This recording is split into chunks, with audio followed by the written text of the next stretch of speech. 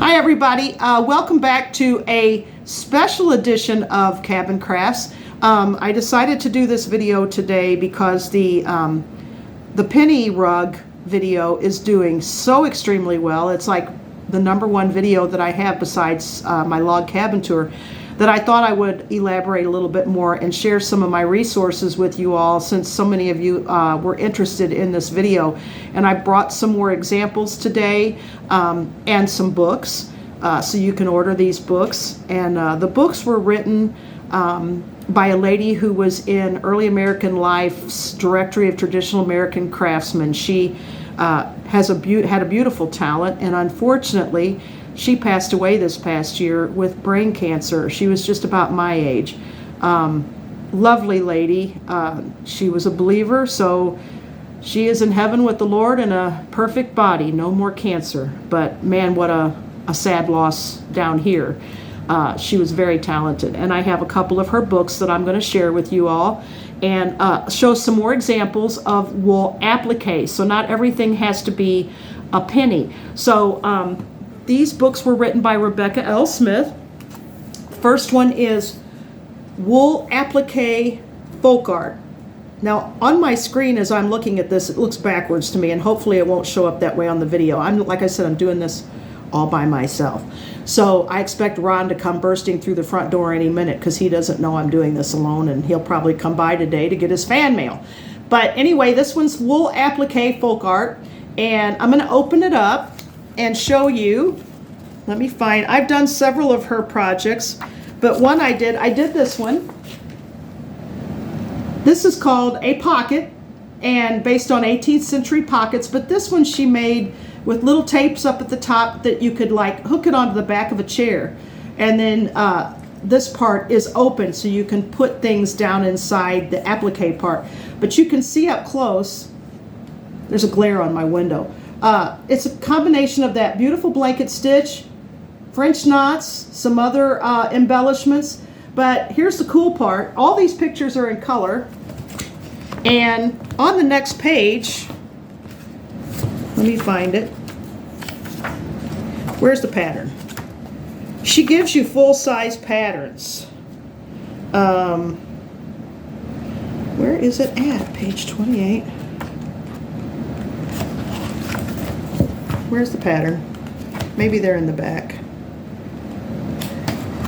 Oh, yeah. So here is a whole section of pull-out patterns. This is like full size. So these are full-size patterns that come inside this book. And what I do is I lay it on my printer and make a copy of it, so I'm not separating the patterns from the book. So that's the first book. And then the next book is called Seasons of Wool Applique Folk Art, and this is again by Rebecca L. Smith, and you can see on the cover it's a basket of berries, and she has patterns in here for all the different seasons. Like here's a Valentine runner. I don't know if you can see that real good.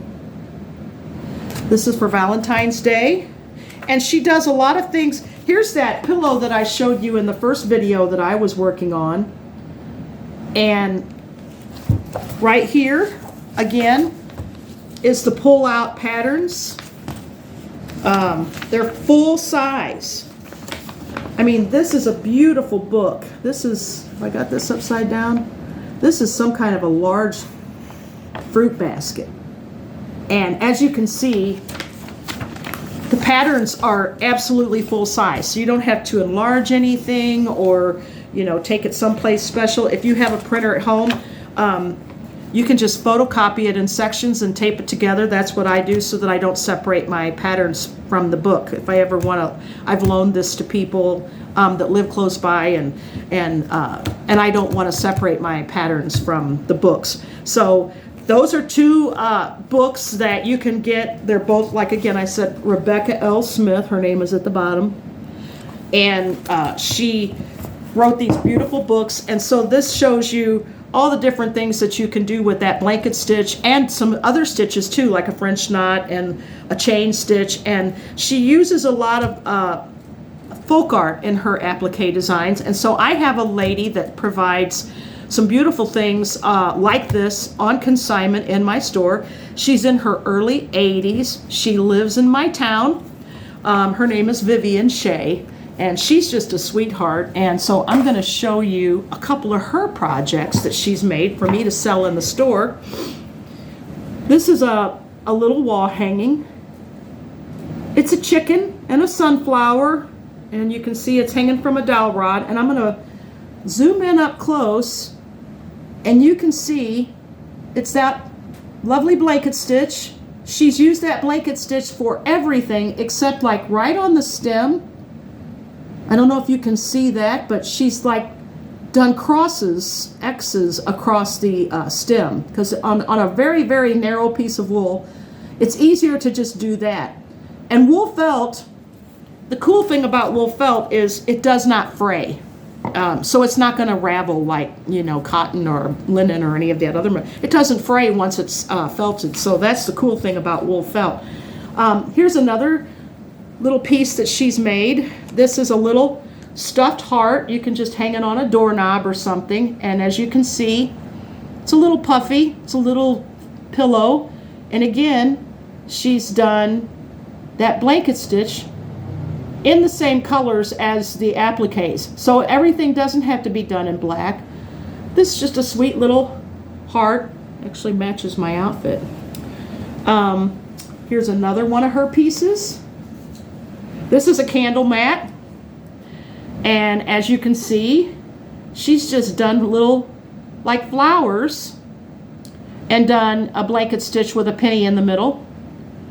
So you can see these can be as simple or complicated as you like. Some of them of Rebecca Smith's patterns in that book can be pretty complicated, but the stitch is so simple that it just takes time. It's not like too difficult for you to do. But here's another one of Vivian's pieces that she just gave me for Easter that is my absolute favorite. How cute is this? This is a bunny head with little wire in the ears, and you can see the whole thing is blanket stitched, and she's got buttons on there so you can put other embellishments with your stuff. So this is a bunny head. She's got it in gray and brown and black. I think she gave me 3 of them to sell. And then she made a basket of little stuffed penny flowers, little felt penny flowers. Aren't those cute in a vase? So if you want to give someone some flowers that will never die, I love that turquoise one. Isn't that beautiful? You can make little penny flowers on a like a wooden dowel. And the last thing I brought of hers to show you is a little traditional penny mat. So now you can really see the close-up colors. She actually embroidered her pennies in the same colors as the pennies themselves, and then it's just on a black background in lovely spring colors. Isn't that beautiful? So you don't have to limit yourself with color. You don't have to limit yourself with size. I didn't tell this in the last video, but some ladies made what was called bed rugs, and they were huge, and they would have been large, like a bedspread, and they were wool, and they covered the whole bed, and they were heavy, and so it would really keep you warm. So you could make a bed rug. There's another lady, I didn't bring any of her books there at home, and I should have, but she does a lot of wool applique, and it's called, her name is Maggie Bonanami. Say that fast 5 times, but I believe it's Bonanami, and she's in Missouri, and she has books out there. So if you go on, there's a magazine called The Primitive Stitcher and Rug Hooking, I think, and it's all about wool projects, and it's all in this country colonial primitive style. And so there are magazines out there, there are books out there. Look on Etsy, go to Amazon for the book, and look for these books. But she has several books. I think I've got like 7 of them. And she does bed coverings. She does pillow coverings. She does wall hangings, Maggie Bonanami. So really, really cool books that she does that's all about wool applique. And then I brought a couple of my projects. Now, people that know me, I love Peeps at Easter. Those nasty marshmallow sugar-coated things that people hate. I love them. You either love them or you hate them. But I love Peeps. And so this year and last year, I made some felt Peeps. And they have that blanket stitch all around in the same color so that it doesn't detract. And then their little eyes and nose is just those little miniature pom-poms. So I made felt Peeps, and I put all of these, I put one of these in my grandkids' Easter baskets. And you can get this felt at Hobby Lobby in like hot pink, the turquoise, the purple, all those bright colors that Peeps come in. And I got the pattern for my Peeps off the internet. I just Googled Peep pattern, I think, and a free pattern popped up that was in all different sizes. So I made these. I made smaller ones as ornaments for an Easter tree, and they're stuffed. You can see they're just lightly stuffed. These didn't take very long at all to make. I mean, you talk about a quick Easter project. And this is not colonial, so you know, but sometimes we'll do some just fun stuff on here. But then I didn't stop there. So if you saw my my needle punch video and all the different beautiful things you can make with a punch needle, I didn't stop with felt Peeps. I made punch needle Peeps. So there's a hot pink one, there's a purple one, a turquoise one. I love turquoise. And then I made a backwards Peep. So this is a chocolate Peep bunny butt. So he's got a little, he's backwards, he's got a little tail. So I made Peep pins. So these are like, you know, just on a card. You can wear, you know, so you can take it off the card and you can wear it on your sweater this spring, or on a spring coat that you have, or on a hat. A cute little felt hat would be cute.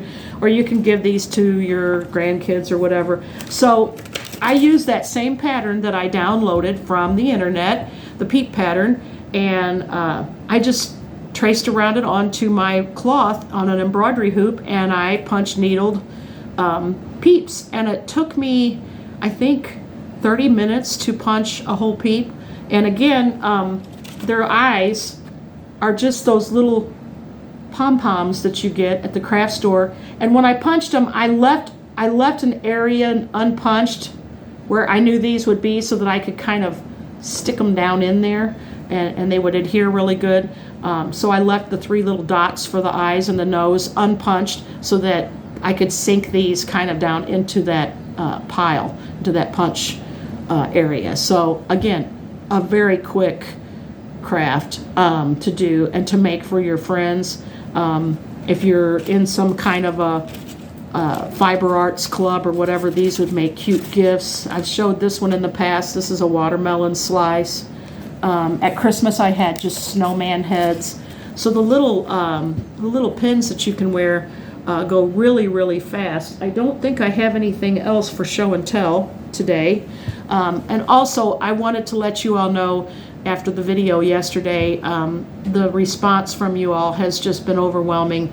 I have the most beautiful fans in the world, and I knew that in the first place, and so I don't want you all to worry about me. I am okay. I was not, you know, upset like people were like, don't quit, don't give up. Oh, I'm not going to quit or give up. If I wanted to call out a few bullies and let them know that it wasn't going to be tolerated. So I'm okay. So thank you all for your very, very sweet, kind responses of support and love. I really do appreciate it. Y'all are the best. And so I hope that this video will help you with your enthusiasm for the penny rugs and take it a step deeper. Like I said, you can make fun stuff. You can make three-dimensional things like this bunny. Isn't he just the cutest thing? He's just like a little pillow you'd set in a chair. And she wired his ears, so you can make his ears just kind of do whatever you want them to do. And then they've got little buttons for the eyes. And so I just wanted to show you all a little bit more and some of the resources where, like, if you want to get those books, they have those beautiful patterns inside, so you're all ready to go. I think on the back here it says $29.95. So I mean, it's a beautiful thick book. This one's the seasonal one. This one's just the folk art one. And her daughter, Rebecca's daughter, Kelsey Smith, she's continuing their business. So look them up online and give them your business and keep Rebecca's memory going, because I'm telling you, you talk about a talented lady. She went away way too soon, and her stuff is just beautiful. So, oh, here's on the back of the cover, there's one of those bed rugs. Isn't that beautiful? Gorgeous. Think how warm you'd be sleeping under that. And then on the back of the one here is those two pillows that I had showed you. I wish there wasn't a glare on the, there we go, if I hold it at an angle. My front window is showing a glare. But there's those two little fall pillows that I had showed you in the first video. You can see she uses a chain stitch, and she uses French knots and other little stitches to embellish her pennies and her applique. So this is a great place to start if you want to start doing these, because like I said, it comes with the patterns. The only thing you got to do is find wool. Some shops, some fabric stores sell wool felt by the yard. I know they for sure sell acrylic felt by the yard, like you would use to make Halloween costumes and stuff. And if you get the right colors, nobody will know the difference but you. Or you can go to like quilt shops, and they will have those charm packs that I talked about, the wool felt squares. So look up those different sources. I hope this helped you all. Thank you again for your support and your response. And make some wool applique. I think you'll have a ball with this. And like I said, it's for every season, and give it as gifts. Keep some for yourself, and God bless y'all. Thank you so much for watching. Bye.